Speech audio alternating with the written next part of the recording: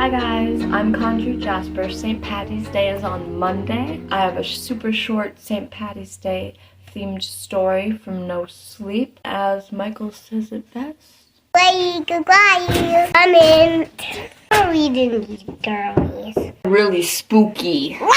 Story comes from user sugar-soad. It's titled, "The St. Patrick's Day Parade in my hometown turned into a massacre."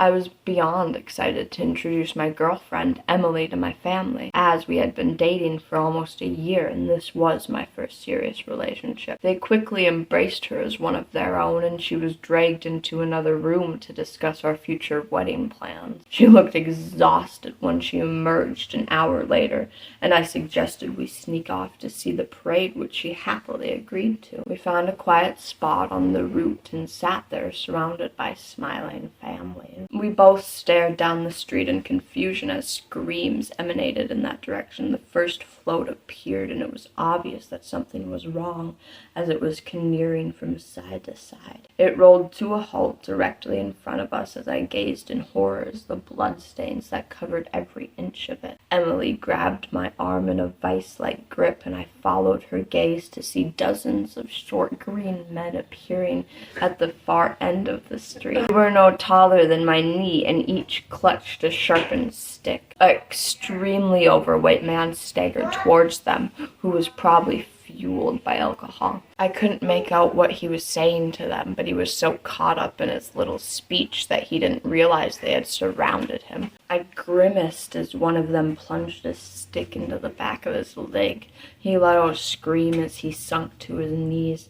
His scream was cut off as another stick tore through, and he dropped to the ground. The street, which had been almost deathly silent, broke out into a cacophony of screams as the families around me tried to run away. The small men raced towards us and began jabbing at anyone who got too close. I only watched in horror as the pram knocked over. The tiny occupant inside was crushed beneath someone's boot. Bodies lay scattered across the street as the small men showed no mercy and seemed to take great pleasure. I grabbed Emily's hand and dragged her down a side street and away from the carnage.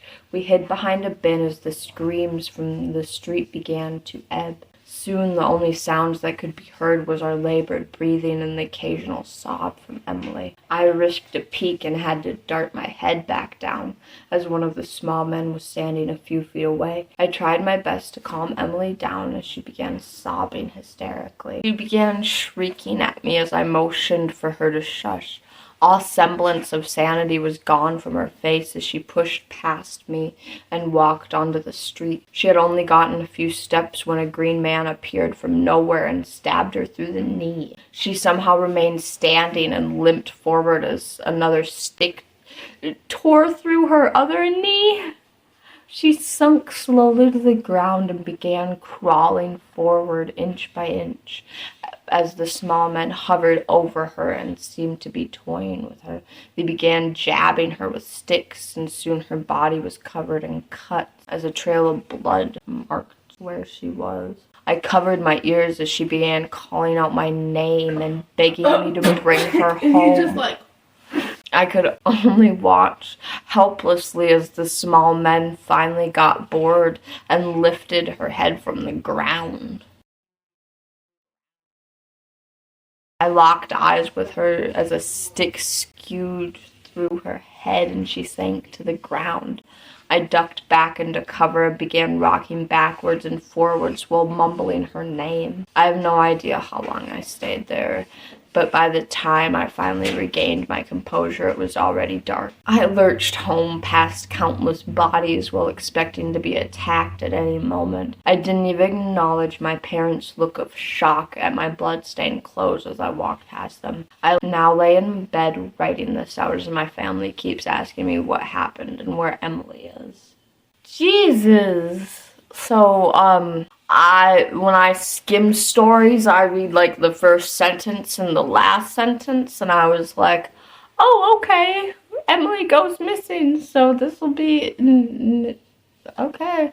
Thank you guys so much for watching that traumatizing St. Patty's Day story, and I definitely hope yours is way better than that. Like, comment, and subscribe, and I will see you guys next week. Stay spooky.